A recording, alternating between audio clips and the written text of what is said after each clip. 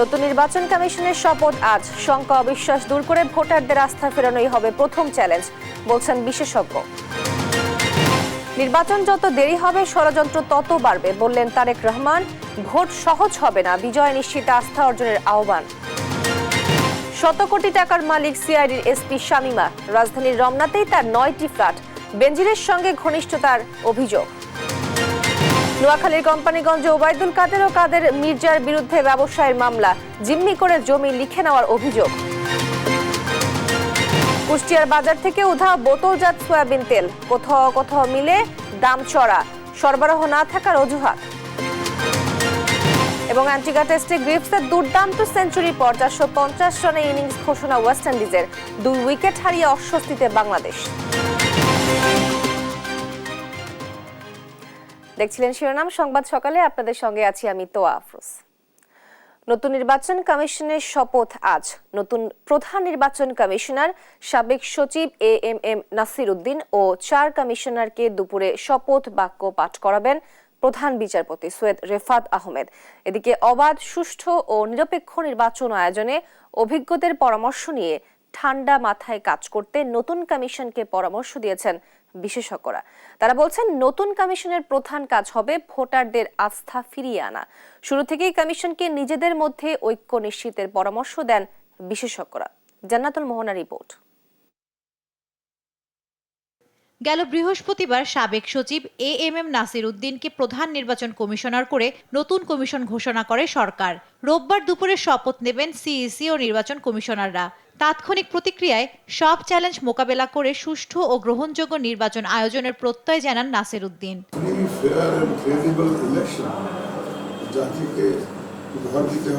এ প্রসঙ্গে নির্বাচন বিশেষজ্ঞরা বলছেন, গেল 15 বছর নির্বাচন নিয়ে মানুষের মনে যে শঙ্কা ও অবিশ্বাস তৈরি হয়েছে তা দূর করাই হবে কমিশনের প্রথম কাজ। সেই সঙ্গে কমিশনের মধ্যে বিভেদ এড়াতে প্রথম থেকেই সতর্ক থাকতে হবে। এককভাবে তাদের চিন্তা করা দরকার। Election commission as a whole is one thing. গত ইলেকশন কমিশন আমি দেখছি একজন অবজেকশন দেয়, আরেকজন অমুক করে তমুক করে, তাতে মানুষের চিন্তাধারা কি হলো যে সবই তেঁদর। 1790-তে আমেরিকান কনস্টিটিউশন কেমনে হয়েছে? স্টেটগুলো মিলাইতে পারে না, একখানে বসাইতে পারে না, বাইরে যায়। তারপরে কিছু সংখ্যক লোক মনে করলো যে হারামজাদা, তোরা গুলমালও করবি আর একখানেও বসবি না, তখন এই ঘরের মধ্যে দিয়ে আটকায় তালা মেরে দিল। তা আমাদেরও এরকম তালা মেরে আটকায় দিতে হবে। সিন্ডিকেট তৈরির মাধ্যমে আওয়ামী লীগ সরকার নির্বাচন ব্যবস্থার যে ক্ষতি করেছে তা থেকে বেরিয়ে এসে সৎ কর্মকর্তাদের কাজে লাগানোর পরামর্শ দেন তারা। আমাদের দ্বারা যে নির্বাচন কমিটিটা গঠিত হয়েছে, এরা যদি জনগণের দিকে তাকায়, গণমুখী চিন্তা ভাবনা করে, তাহলে ভালো হবে। হ্যাঁ, তারা যদি একটা নির্দিষ্ট কোনো উদ্দেশ্য সফল করার জন্য যদি এখানে এসে থাকে, তাহলে খুব ক্ষতি হবে। নির্বাচন নিয়ে যারা দীর্ঘদিন কাজ করছেন তাদের সঙ্গে পরামর্শ করে নতুন কমিশন বিশ্বাসযোগ্য নির্বাচন আয়োজনে পদক্ষেপ নেবে, এমনটাই আশা করছেন এ দুই বিশেষজ্ঞ। ওখান থেকে আসতে পারলে ভালো হতো। জান্নাতুল মোহনা, দেশ টিভি, ঢাকা। জাতীয় নির্বাচনের আগে স্থানীয় সরকার নির্বাচনের পরামর্শ দিয়েছেন গণমাধ্যম প্রতিনিধিরা। তবে ভোট নয়, সংস্কারের ওপরেই বেশি গুরুত্ব দেওয়ার কথা জানিয়েছেন নির্বাচন ব্যবস্থা সংস্কার কমিশনের প্রধান বদিউল আলম মজুমদার। সভায় নির্বাচনী সংস্কারের রাজনৈতিক ঐক্যমত, হলফনামা যাচাই বাছাই, না ভোট ফিরিয়ে আনা, নির্দলীয় স্থানীয় সরকার ব্যবস্থা, বিনা প্রতিদ্বন্দ্বিতা নির্বাচিত হওয়ার সুযোগ বন্ধের সুপারিশ করেন গণমাধ্যমের শীর্ষ কর্মকর্তারা। জান্নাতুল মোহনের আরেকটি প্রতিবেদন। চতুর্থ দফায় ধারাবাহিক কর্মসূচির অংশ হিসেবে গণমাধ্যমের শীর্ষ কর্মকর্তাদের সাথে রাজধানীর আগারগাঁওয়ে নির্বাচন কমিশনের সচিবালয়ে বৈঠকে বসেন নির্বাচন ব্যবস্থা সংস্কার কমিশন। বৈঠক শেষে গণমাধ্যম শীর্ষ কর্মকর্তারা জানান, নির্বাচন কমিশন নিয়োগ আইন হালনাগাদ সহ নানা সংস্কারের কথাও তুলে ধরা হয়েছে। পাশাপাশি গণমাধ্যমের মালিকানার সঙ্গে যুক্ত এমন কেউ নির্বাচন করতে পারবে না বলেও সুপারিশ করেন তারা। যারা নির্বাচনের কারচুপির সাথে জড়িত শুধুমাত্র রিটার্নিং অফিসার থেকে নয়, শুধু সরকারের প্রধান বা সরকারের অন্যান্য পর্যায় থেকে নয়, এগুলো নির্বাচন কমিশনে যারা দায়িত্ব পালন করবেন তাদেরকেও শাস্তির আওতায় আনতে হবে। রাষ্ট্রপতি তার বিবেচনায় যে 5 জনকে যোগ্য মনে করেছেন তাদেরকে নিয়োগ দিয়েছেন। এখানে একটা সিস্টেম করা উচিত যে ইন্টারভিউ কেন হলো না, ওনারা যদি স্পেসিফিক এই আইনটি অর্থাৎ নির্বাচন কমিশনার নিয়োগ আইন এটি হালনাগাদ করা দরকার, আধুনিক করা দরকার, তারপরে যদি কমিশনারদেরকে নিয়োগ দেওয়া হতো, কমিশন গঠন করা হতো, ভালো হতো, এটি আমরা বলেছি। গণমাধ্যমের মালিকানার সঙ্গে যুক্তি এমন কেউ নির্বাচন করতে পারবে না। যদি নির্বাচন করতে হয় তাকে পদত্যাগ করে যেতে হবে। এরপর কমিশন প্রধান বদিউল আলম মজুমদার বলেন, স্থানীয় সরকার নির্বাচন নিয়ে এখনো ভাবেনি সংস্কার কমিশন। নির্বাচন কমিশন গঠনের ব্যাপারেও তাদের গুরুত্বপূর্ণ প্রস্তাবনা ছিল রাজনৈতিক ঐক্যমত্যের ভিত্তিতে নির্বাচন কমিশন গঠনের। তো এই অনেক গুরুত্বপূর্ণ কথা হয়েছে এবং বিনা প্রতিদ্বন্দ্বিতা যেন নির্বাচিত না হয় এই বিষয়ে তারা আলোকপাত করেছেন। আমরা এখনো কোনো সিদ্ধান্ত নেই। আমরা এইগুলো নিয়ে পর্যালোচনা করছি, আলাপ আলোচনা করছি।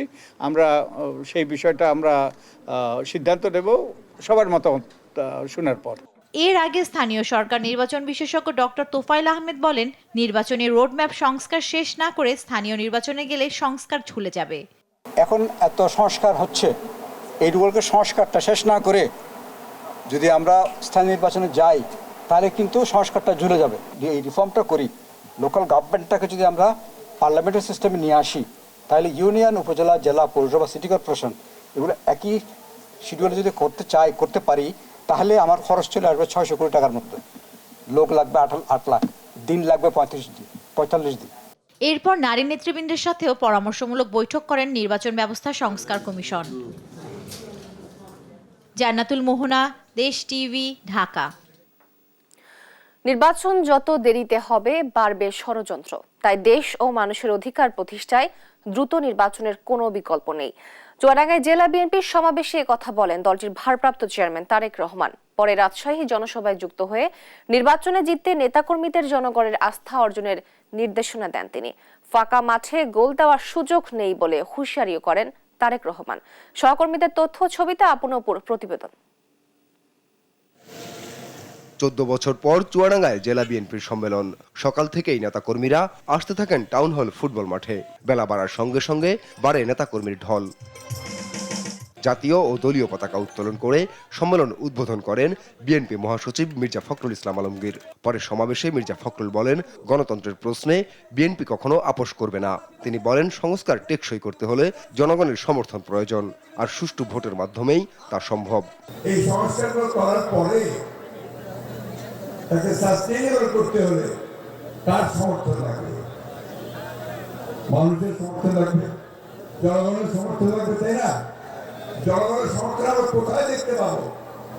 একমাত্র একটা সুষ্ঠু, অবাধ, নিরপেক্ষ নির্বাচনের মধ্য দিয়ে যদি একটি পার্লামেন্ট গঠিত হয়, সেই পার্লামেন্টের মাধ্যমে আমি তাদের প্রতিনিধিত্ব পাবো।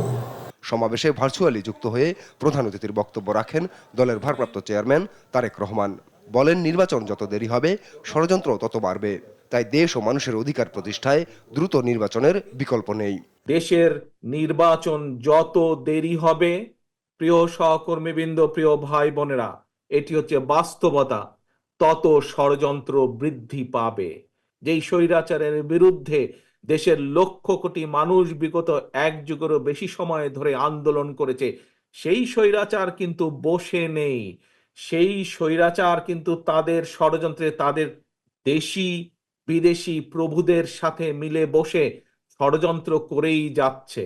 এদিন রাষ্ট্র কাঠামো মেরামতের 31 দফা ও জনসম্পৃক্তি বিষয়ক এক প্রশিক্ষণ কর্মশালায় রাজশাহীতে যুক্ত হয়ে বক্তব্য রাখেন তারেক রহমান। নেতাকর্মীদের উদ্দেশ্যে তিনি বলেন, নির্বাচনে ফাঁকা মাঠে গোল দেওয়ার কথা ভাবার অবকাশ নেই। অনেকেই মনে করছেন, আহারে সামনে তো নির্বাচন হলে ফাঁকা মাঠ। দয়া করে এই ভুলটা করবেন না, দয়া করে এই ভুলটা করবেন না। যারা ভাবছেন যে সামনে তো ফাঁকা, বিশ্বাস করুন, সামনে একটি অসম্ভব শক্তিশালী অদৃশ্য দেওয়াল আপনার জন্য অপেক্ষা করছে, যেটি ভেদ করে যেতে খুব কষ্ট হবে। কাজে কেয়ারফুল, এখন থেকে সাবধান হতে হবে। জনগণ যেন বিএনপির উপর আস্থা রাখেন, সে অনুযায়ী নেতাকর্মীদের কাজ করার আহ্বান জানান তারেক রহমান। সহযোগিতা প্রয়োজন। আপনপু, নিউজ ডেস্ক, দেশ টিভি। সিআইডির পুলিশ সুপার শামিমা ইয়াসমিন 45,000 থেকে শুরু করে বেতনের এই কর্মকর্তা এখন 100 কোটি টাকার মালিক। শুধু রাজধানীর রমনায় তার রয়েছে 9টি ফ্ল্যাট, রয়েছে 3টি গাড়ি। শুধু তাই নয়, ঢাকার বাহিরেই তার রয়েছে 52 বিঘা জমি। শুধু তা নয়, পুলিশের দাপট দেখিয়ে তটস্থ রাখতেন ভবনের অন্য বসবাসকারীদের। নিজেকে দাবি করতেন সাবেক আইজিপি বেনজিরের ঘনিষ্ঠজন। বিস্তারিত সাদাত নিশাদের বিশেষ report. Police super Shamima Yasmin BCS 18তম ব্যাচের এই কর্মকর্তা সিআইডির কেমিক্যাল ল্যাবের দায়িত্বে কাজ করছেন প্রায় কয়েক বছর ধরে। তার ব্যাচের সবাই ডিআইজি, অতিরিক্ত ডিআইজি হলেও কোনো পদোন্নতি ছাড়াই একই পদ ও র্যাঙ্ক এসপি শামীমা। কেন? তার রহস্য অনুসন্ধানে গিয়ে বেরিয়ে আসে থলের বেড়াল। তিনি নাকি এখন শত কোটি টাকার মালিক। সিদ্ধেশ্বরীতে বিলাসবহুল কনকর্ড ম্যাগনোলিয়ায় কয়েক কোটি টাকা মূল্যের নিজের অ্যাপার্টমেন্টে থাকেন শামীমা। একটি দুটি নয়, কনকর্ড ম্যাগনোলিয়ায় এসপি শামীমার রয়েছে চারটি ফ্ল্যাট। ভবনটির দ্বিতীয় ও পঞ্চম তলায় 1-এর এ, 1-এর বি, 5-এর এ ও 5-এর বি ফ্ল্যাটের মালিক শামীমা ইয়াসমিন। এই 4টি ফ্ল্যাট তিনি কেনেন 2017 সালের জুনে। ওনার কেনা ফ্ল্যাট তো আমরা শুরু থেকেই জানি। ইদানিং যখন ওনাদের সাথে কনকর্ডের সাথে আমরা যোগাযোগ করে দেখেছি, তখন দেখেছি যে ওনার রিলেটিভের নামে এটা হয়তো কেনা, ওনারা জানাইছে। বাট এখনও 2টা ফ্ল্যাট বোধহয় বা রেজিস্ট্রি করে নাই, এতটুকু আমরা জানি। বাইরের ভিতরের সমস্ত খবর তো আমরা পুরো আর জানি না। ফোনে সম্পদের বিষয়ে জিজ্ঞেস করায় শামীমা জানান তার কোনো গাড়ি নেই, তবে পার্কিং স্পেসে পাওয়া যায় 3টি গাড়ি। একটি গাড়ির সামনে পুলিশ লেখা স্টিকার লাগানো এবং অন্য গাড়িটি কালো কাপড় দিয়ে ঢাকা অবস্থায় দেখা গেছে। আরেকটি সরকারি গাড়ি। সরকারি গাড়ির ড্রাইভার দিয়ে সরকারি গাড়ি চালানোর নিয়ম থাকলেও শামীমার ব্যক্তিগত গাড়িগুলো চালায় তার সরকারি ড্রাইভারই। যে ওনার যে ব্যক্তিগত গাড়িগুলো আছে এগুলো তার সরকারি ড্রাইভার দিয়েই সে চালায়। ফ্ল্যাটের তালিকা এখানে শেষ নয়। রাজধানীর নিউ ইস্কাটনে শান্তিকুঞ্জ আবাসিক এলাকায় কসবা লিলি অ্যাপার্টমেন্ট ভবনে 3-এর এ, 3-এর বি এবং 5-এর ডি নম্বরের 3টি ফ্ল্যাটের মালিক এসপি শামীমা। এর মধ্যে 5-এর বি ফ্ল্যাটে বসবাস করেন তার ভাই মেজবাউদ্দিন আহমেদ। বাকি দুটির কাজ এখনো চলমান। এইদিকে হলো 3AB একটা আছে, আর ওদিকে আছে একটা 5B। একই এলাকায় আরবান সেন্টার পয়েন্টে পাওয়া যায় তার আরও 2টি ফ্ল্যাট। ভবনটির 9 তলায় তার কেনা এই 2টি ফ্ল্যাটের মধ্যে 2018 সাল পর্যন্ত এখানে থাকলেও বর্তমানে একটি ভাড়া ও একটি ফ্ল্যাট খালি পড়ে আছে। উনি 2টো ফ্ল্যাট আছে এবং দুই নামে কিনেছে। একটা হচ্ছে গিয়াসউদ্দিন আহমেদ এবং বুলবুল আহমেদ, এই দুইয়ের নামে, 2 ভাই। দুর্নীতি করে ক্ষান্ত হননি, ভয় দেখিয়ে তটস্থ রাখতেন সবাইকেই। এসপি পরিচয় গত 7 বছরে কনকর্ড ম্যাগনোলিয়া টাওয়ারে সার্ভিস চার্জ দেননি এসপি শামীমা, যেখানে বকেয়া পড়ে আছে 17 লাখ টাকা। অন্য ভবনগুলোতেও একই অবস্থা। এসব অনিয়মের প্রতিবাদ করলে ফ্ল্যাটের প্রতিবেশীদেরও হেনস্থার শিকার হতে হয়েছে তার হাতে। নিজেকে পরিচয় দিতেন সাবেক আইজিপি বেনজিরের ঘনিষ্ঠ হিসেবে। ওনার ক্ষমতার প্রভাব খাটিয়ে উনি এগুলো করে যাচ্ছে, আমরা অনেক চেষ্টা করেও সমাধান করতে পারতেছি না। উনি যেহেতু পুলিশে চাকরি করে এবং উচ্চ পর্যায়ে চাকরি করে, কোনো কিছু হলে পরে উনি পুলিশ ডেকে নিয়ে আসে। শুধু তাই নয়, দ্বিতীয় তলার লিফটের সামনে কমন স্পেস দখল করে আরসিসি ঢালাই করে নিজের ফ্ল্যাটের আকার বাড়াচ্ছেন শামীমা। ভেঙেছেন রাজুকের বিল্ডিং কোড। এসব ফ্ল্যাটের বাইরে গুলশানে শামীমার 10 কাঠার প্লট রয়েছে বলেও অভিযোগ আছে। এছাড়াও নারায়ণগঞ্জের সোনারগাঁ জাদুঘর এলাকায় 52 বিঘা জমি কিনেছেন তিনি। তবে এসব অভিযোগের প্রেক্ষিতে শামীমাকে তার বাসায় পাওয়া গেলেও সাংবাদিক দেখে দরজা খোলেননি। মুঠোফোনে যোগাযোগের চেষ্টা করা হলে তিনি জানান এসব ফ্ল্যাট সম্পর্কে তিনি জানেনই না। ওখানে থাকি না তো। 1-এর এ, 1-এর বি, 5A, 5B। না তো, কে বললো আপনাকে এগুলো? একজন এসপি হিসেবে 5ম গ্রেডের সরকারি কর্মকর্তা হলেও তার মেয়ে পড়াশোনা করেন আমেরিকায়। তার মেয়ের বাৎসরিক খরচ $90,000। এদিকে ছলছাতুরি করে ফ্ল্যাটগুলো নিজে নিয়ন্ত্রণ করলেও কয়েকটি ফ্ল্যাট কিনেছেন পরিবারের সদস্যদের নামে। সাদাত নিশাদ, দেশ টিভি, ঢাকা। নোয়াখালীর কোম্পানিগঞ্জে এক ব্যবসায়ীকে জিম্মি করে জোরপূর্বক তার জমি লিখে নিয়ে সেখানে দলীয় কার্যালয় করার অভিযোগ উঠেছে বাংলাদেশ আওয়ামী লীগের সাধারণ সম্পাদক, সাবেক সড়ক ও সেতু মন্ত্রী ওবায়দুল কাদের ও তার ছোট ভাই আব্দুল কাদের মির্জার বিরুদ্ধে। এই ঘটনায় তাদের আসামি করে মামলা করেছেন ভুক্তভোগী ব্যবসায়ী। সহকর্মী মাওলা সুজনের তথ্য ও চিত্রে সালমা জাহানের ডেস্ক রিপোর্ট। নোয়াখালীর কোম্পানিগঞ্জের বসুরহাট বাজারের আরডি শপিং মল। ব্যাংক থেকে লোন নিয়ে বাবার সম্পত্তির ওপর এ মল গড়ে তোলেন নুরুদ্দিন মোহাম্মদ জাহাঙ্গীর হেলাল। তবে সে মলের উপর শকুনি দৃষ্টি পড়ে পৌরসভার সাবেক মেয়র ও ওবায়দুল কাদেরের ছোট ভাই আব্দুল কাদের মির্জার। প্রথমে ধোয়া তোলেন দলীয় অফিসের জন্য চায় মলের ৩য় তলা, তবে হেলাল অপারগতা প্রকাশ করায় আসল গুটি চালেন কাদের মির্জা। দলীয় অফিসের নামে আসলে তার দরকার মলটির পাশে থাকা জমিটি, তবে মল মালিককে জিম্মি করে তার টাকাতে কিভাবে জমিটি হাতানো যায় তার কূটকৌশলের অংশ ছিল শপিং মলের ফ্লোর। এক পর্যায়ে বাধ্য হয়ে নিজের সম্পদ বাঁচাতে 2020 সালের 24 মার্চ জমিটি কিনে ওবায়দুল কাদেরের নামে সাব কবলা রেজিস্ট্রি করে দেন তিনি। দাম পড়ে 2.25 কোটি টাকা। পাশের জায়গা আমাকে তুমি যেভাবে হোক আমাকে কিনে দিতে হবে। আমি যখন বললাম যে এটা আমার কাছে এত টাকা নেই, আমি ব্যাংক লোন করে মার্কেট করছি, উনি তখন আমাকে সরাসরি হুমকি দিছে যে আমাকে আমার কথা মতো যদি কাজ না করি উনার, তাহলে আমাকে আমার হাত পা ভেঙে আমাকে রাস্তার মধ্যে বসাই দিবে। তবে খুব সন্তর্পণে নিজের জোচ্চুরি দলের নামের আড়াল করেন ওবায়দুল কাদের ও কাদের মির্জা। ওই বছরের 20 নভেম্বর আওয়ামী লীগ কার্যালয়ের জন্য জমিটি দান করে সাব কবলা করে দেন ওবায়দুল কাদের। সেখানে বানানো হয় দোতলা ভবন। গেল 5 আগস্ট হাসিনা সরকারের পতনের পর জনতা হামলা চালিয়ে ওই কার্যালয়ে ভাঙচুর ও অগ্নিসংযোগ করেন। স্থানীয়দের দাবি আমজনতাকে লুট করাই ছিল তাদের নেশা। সন্ত্রাসের একটা জনপদ ছিল, এই জনপথে মূল নায়ক ছিল আব্দুল কাদের মির্জা। আওয়ামী লীগের লোকজনের জন্য কোনো মহিলা আসতে পারতো না, এখানে কোনো আমরা দোকানদারি ঠিকমতো করতে পারি নাই। এদিকে নিজের টাকায় কেনা বেহাত হওয়া জমি ফিরে পেতে এবার নোয়াখালী চিফ জুডিশিয়াল আদালতের দ্বারস্থ হয়েছেন হেলাল। আমার এই জায়গা ফেরত পাওয়ার জন্য তাদের দলিল ক্যান্সেল পূর্বক আমাকে এই ব্যবস্থাটা করে দেওয়া হোক। আমি এই মর্মে জজ কোর্টে যে মামলা করছি। মির্জার রোশানলে পড়ে সর্বশান্ত হওয়া আরেক ব্যবসায়ী ফিরোজ আলম তার কাছে দাবি করেছিল 50 লাখ টাকা চাঁদা। না দেয়ায় ফিরোজের ব্যবসা প্রতিষ্ঠান বুলডোজার দিয়ে গুড়িয়ে দেন কাদের মির্জা। ন্যায় বিচারের দাবিতে জাতীয় প্রেস ক্লাবে সংবাদ সম্মেলনও করেন ফিরোজ। গণমাধ্যমে সংবাদ প্রকাশ করা হলেও তাকে আর করেনি মির্জা। তার হেলমেট বাহিনী সহ আরও 200 থেকে 250 লোক এনে আমার এই ব্যবসা প্রতিষ্ঠান সম্পূর্ণ ভাঙচুর করে, লুটপাট করে, আমার কোটি কোটি টাকার লুটপাট করে পৌরসভার গাড়িতে করে এবং আমার জিনিসপত্র সবকিছু এখান থেকে নিয়ে যায়। অভিযোগ তদন্ত সাপেক্ষে কাদের মির্জাকে শাস্তির আওতায় আনার দাবি এলাকাবাসীর। নিউজ ডেস্ক, দেশ টিভি। উত্তরের জেলা লালমনিরহাটে সকালে হিমেল হাওয়া আর হালকা কুয়াশা থাকায় হেমন্তেই অনুভূত হচ্ছে শীত। এ বিষয়ে আরো জানাতে লালমনিরহাট থেকে সরাসরি যুক্ত হচ্ছেন সহকর্মী জামাল বাদশা। বাদশা, জনজীবনে শীতের প্রভাব কেমন জানাবেন? সকাল আসলে লালমনিরহাটে গত কয়েকদিন ধরেই হেমন্তের আসলে সকালবেলা এবং সন্ধ্যাবেলা হালকা কুয়াশা থাকছে এবং হিমেল হাওয়া থাকার কারণে সকালে এবং সন্ধ্যায় বিশেষ করে রাত্রেবেলা কিন্তু শীত অনুভূত হচ্ছে। এখনো যদিও শীতকাল আসতে ঢের বাকি রয়েছে, তবে শীতের আমেজ কিন্তু এরই মধ্যে উত্তরের জেলা লালমনিরহাটে আসলে সাধারণ মানুষ উপভোগ করছে এবং এই শীতের প্রভাব নানাভাবে আসলে পড়েছে জনজীবনে।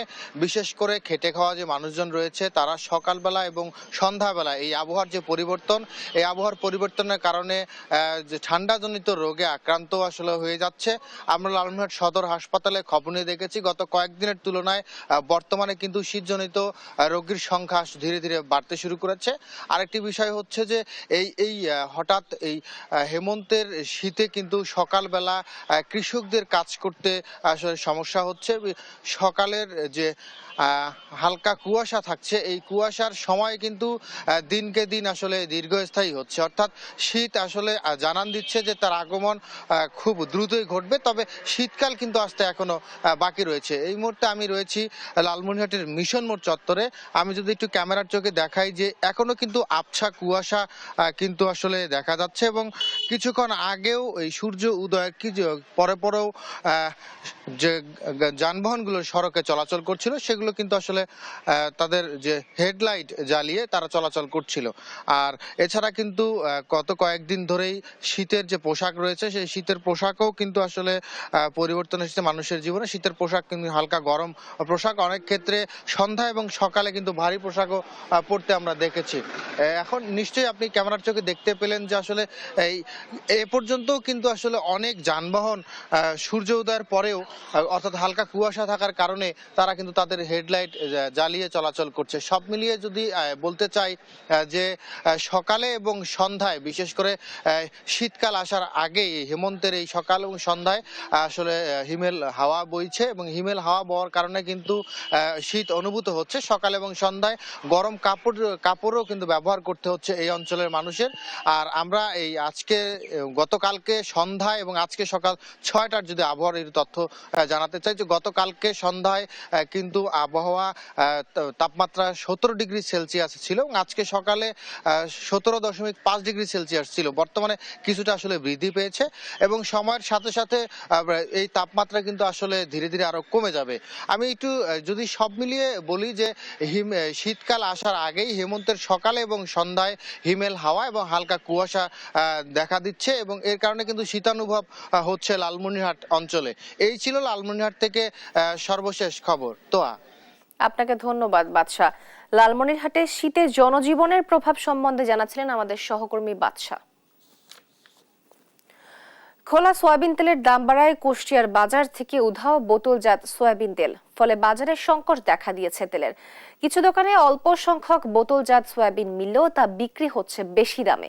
ক্রেতাদের অভিযোগ, খোলা সয়াবিন তেলের দাম বাড়ায় বিক্রেতারা কারসাজি করে বোতলজাত তেলই বিক্রি করছে খোলা তেল হিসেবে। আর বিক্রেতারা বলছেন কোম্পানি থেকে চাহিদা মোতাবেক তেল পাচ্ছেন না তারা, তাই দেখা দিয়েছে তেলের সংকট। ইরফান রানার ক্যামেরায় নাহিদ হাসান তিতাসের রিপোর্ট। এভাবেই কুষ্টিয়ায় বোতলজাত সয়াবিন তেল ঢালা হচ্ছে ড্রামে। অধিক মুনাফা লুটতে বিক্রি করা হচ্ছে খোলা সয়াবিন তেল হিসেবে। কুষ্টিয়ার বাজারগুলোতে বোতলজাত সয়াবিন তেল প্রতি লিটার বিক্রি হচ্ছে 165 টাকা, আর খোলা সয়াবিন তেল বিক্রি হচ্ছে প্রতি লিটার 185 টাকায়। বোতলজাত তেলের তুলনায় খোলা তেলের দাম বেশি হয় অসাধু বিক্রেতারা বোতলজাত সয়াবিন ড্রামে ঢেলে বিক্রি করছেন খোলা তেল হিসেবে। এতে বাজার থেকে উধাও হয়ে গেছে বোতলজাত সয়াবিন, দেখা দিয়েছে তেলের সংকট। খোলা তেলের দাম বৃদ্ধি পাওয়ায় বিক্রেতারা কারসাজি করে সয়াবিন তেল যেগুলো বোতলজাত আছে সেইগুলো খোলা তেল হিসাবে বিক্রি করায় আমরা ক্রেতারা চরম দুর্ভোগে পড়েছি। বোতল কয়জন খায়? খোলা তেলই মানুষ বেশি খায়। বেশিরভাগই তো মানুষ মধ্যবিত্তরা সব আপনি খোলা তেলই খায়। প্রশাসন যারা আপনি ম্যাজিস্ট্রেট আছে এরা নজরদারি দিলে এটা হয়তো অবশ্যই সমাধানের ভিতরে আসবে। বোতলের তেল থাকলেও দিচ্ছে না, কারণ কি যে বোতল খুলে যদি বেশি দামে বেচতে পারে তাহলে কি আমি বোতল বেচবো? ব্যবসায়িকরা তো এই সিন্ডিকেট করতেছে। আমরা সাধারণ জনগণ আমরা চাই সরকার যেন তদারকি করে সুন্দরভাবে। তবে কারসাজির অভিযোগ অস্বীকার করে খুচরা বিক্রেতারা বলছেন কোম্পানি থেকে চাহিদা মোতাবেক বোতলজাত সয়াবিন পাচ্ছেন না তারা, তাই বাজারে দেখা দিয়েছে তেলের সংকট। ক্লাব থেকে লিটারের দাম কম বোতলের, আর কাস্টমার চাহিদা বোতলের দিকে বেশি চাহিদা। কোম্পানি ঠিকভাবে আমাদের মাল দিচ্ছে না, আমরা ঠিকভাবে পাচ্ছি না, কাস্টমার দিতেও পারছি না। যেটুকু চাহিদা বাজার সেই হিসাবে তারা ঠিক মতন দিচ্ছে না। ওই হয়তো দেওয়া যাচ্ছে কারোর 5 কার্টন লাগবে, তাকে হয়তো 1 কার্টন 2 কার্টন দিচ্ছে, আর কারোর হয়তো দেওয়া যাচ্ছে 10 কার্টন লাগবে, সব মিলায়ে হয়তো তাকে দেওয়া যাচ্ছে 3 কার্টন দিচ্ছে এইরকম। আর এ বিষয়ে বাজার তদারকির দায়িত্বে থাকা কর্মকর্তারা বলছেন এমন কোনো অভিযোগ এখনো পাননি তারা। এ ধরনের ঘটনা ঘটলে জড়িতদের বিরুদ্ধে ব্যবস্থা নেবেন তারা। আমরা এখনো ওই ধরনের কোনো অভিযোগ পাইনি। যদি কোনো অসাধু ব্যবসায়ী এই 15 টাকা লিটার প্রতি লাভ করার মানুষে যদি এই অসাধু তৎপরতায় লিপ্ত হয়, সেক্ষেত্রে আমরা তাৎক্ষণিকভাবে তাদের তো অধিক মুনাফা গ্রহণের দায়ে কৃষি বিপণন আইনে জরিমানা করবই, এবং কৃষি বিপণন আইনের 12 ধারা মোতাবেক আমরা যে তেলগুলো পাবো ওপেন ওই লিটার ধরে পাবলিকের কাছে আমরা এই নির্দিষ্ট রেটে, অর্থাৎ বডি রেট যেটা আছে সেই মূল্যে আমরা সেল করিয়ে দেবো। তেল নিয়ে বিক্রেতাদের এমন কারসাজি বন্ধে নিয়মিত বাজার তদারকি সহ জড়িতদের বিরুদ্ধে কঠোর ব্যবস্থা নেওয়ার দাবি সাধারণ ভোক্তাদের। নাহিদ হাসান তিতাস, দেশ টিভি, কুষ্টিয়া। চাঁপাইনবাবগঞ্জের ভোলাহাটে মহানন্দা নদী থেকে জমিতে সেচ দেওয়ার জন্য পাইপলাইন বসাতে স্বেচ্ছাশ্রম দিয়েছে কৃষকরা। খরচ করেছে পকেটের টাকাও, কিন্তু পাইপলাইন আর বসানো হলো না। তাদের এই কাজ বন্ধ করে দিয়েছে স্থানীয় প্রশাসন। এতে ক্ষতির মুখে হাজার বিঘা ফসলি জমি। মোহাম্মদ তারেক রহমানের পাঠানো তথ্যচিত্রে বিস্তারিত ডেস্ক রিপোর্টে। চাঁপাইনবাবগঞ্জের ভোলাহাটে শুষ্ক মৌসুমে অনাবাদি থাকে হাজার বিঘা জমি। চাষযোগ্য করতে পাইপলাইন দিয়ে মহানন্দা নদী থেকে পানি নিতে চান কৃষকরা। এই ব্যাপারে প্রশাসনের সাড়া না পেয়ে ধার দেনা করে নিজেরাই শুরু করেন পাইপলাইনে বসানোর কাজ। স্থানীয়দের দাবি, উপজেলা নির্বাহী কর্মকর্তার বাধায় শুরুর আগেই থমকে গেছে এই কর্মযজ্ঞ। প্রকল্পটিতে কৃষকরা বিনিয়োগ করেন 50 লাখ টাকা, কিন্তু কাজ বন্ধ হয়ে যাওয়ায় কৃষকদের পথে বসার উপক্রম। বিপাকে পড়েছেন আরও শতাধিক কৃষক। চৈত্র বৈশাখ মাসে বৃষ্টির পানি আমরা পাই না, যেটা পাতালের পানি পাই না, এই নদীর পানিটা সর্বক্ষণই পাওয়া যায়। এই পানিটাতে জমিটাতে চাষাবাদ করলে 1 মণ থেকে 2 মণ ধান বেশি ফলন হয়। এলাকাবাসী সহযোগিতায় প্রায় 50 লাখ টাকার এটা একটা প্রকল্প। এই প্রকল্পটা যদি বাস্তবায়ন না হয় তাহলে আমরাকে এলাকাবাসী, আমি এবং আমার এলাকাবাসী একেবারে পথে বসে যেতে হবে। প্রকল্পটা যদি হয় তাহলে আমরা অনেকেই অনেক কৃষক লাভবান হতে পারবো।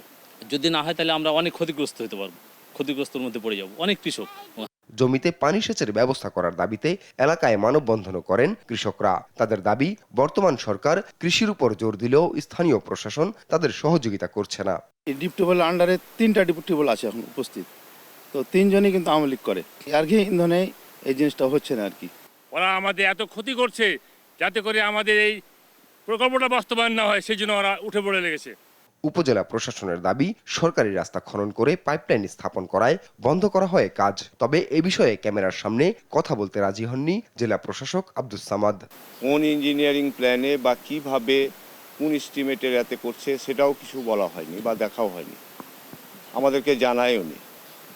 এটা হলে মানুষের উপকার হবে, কৃষকদের উপকার হবে, কিন্তু যথাযথ কর্তৃপক্ষের অনুমোদন থাকলে সবচেয়ে ভালো।